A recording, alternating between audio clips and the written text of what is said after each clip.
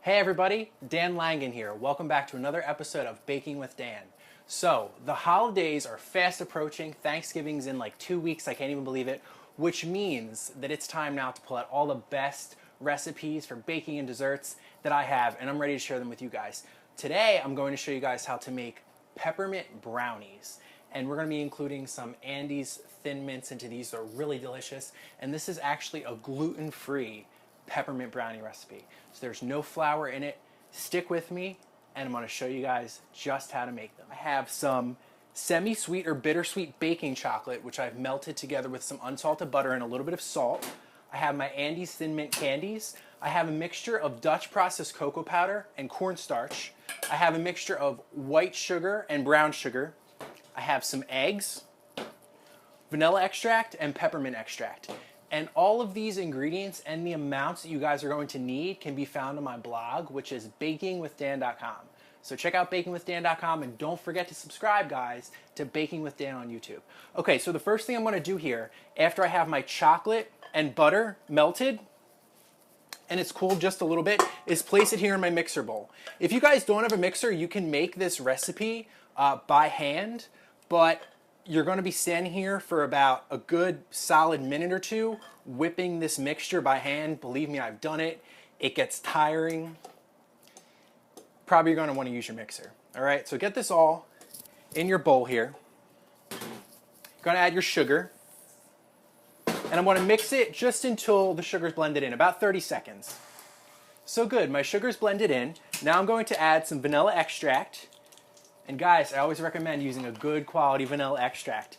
Try and stay away from imitation extracts if you can, all right? Because your extracts really lend flavor to your recipe, and we want the best flavors and the best quality we can so you get the best product. All right, and then peppermint extract here, which is usually nothing more than an alcohol and peppermint oil. And a little bit goes a long way here, all right? So I'll give those extracts a quick mix. Now I have my eggs that I cracked into a measuring cup here, and I'm going to add them one at a time. Let them blend before I add the second egg. All right, so once my eggs and everything are nice and combined, I'm going to give my bowl a scrape, and I'm using my paddle here. All right, and then I'm going to take a sifter, whatever sifter you have is okay, and I'm going to take my cocoa and cornstarch and sift it right into my mixer bowl here.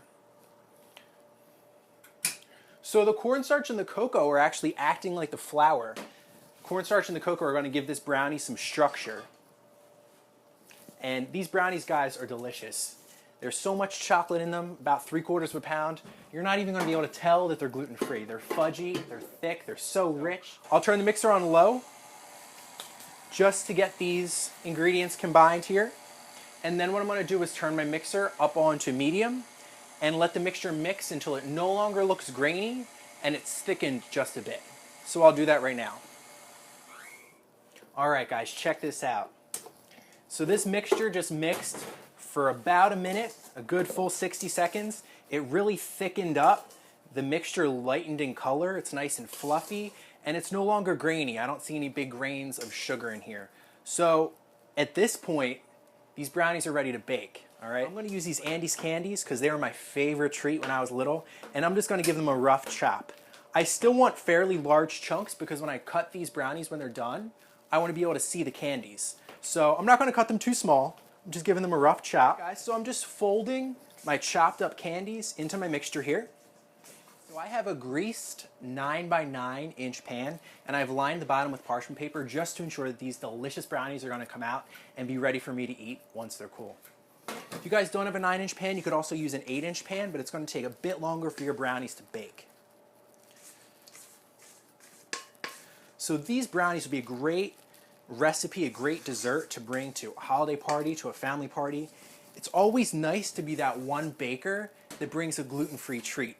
So I'm going to put these brownies in a 350-degree oven that's been preheated, and I'm going to let them bake for about 30 to 35 minutes, okay? So I'll use a toothpick just to make sure they're not raw inside, and I'm actually going to touch the middle and make sure that it's not too jiggly or wet looking. Once your brownies are done cooking, you're gonna let them cool, and then I like to freeze my brownies just until they're hard so that I can cut them into really clean, really nice squares, all right? So I really hope you guys enjoy this gluten-free peppermint brownie recipe. It's a wonderful holiday treat. Don't forget to like this video, share it, spam it all over your friends' pages, give it a thumbs up, and please don't forget to subscribe to Baking with Dan on YouTube. Until next time, guys, enjoy your holiday baking and stay sweet.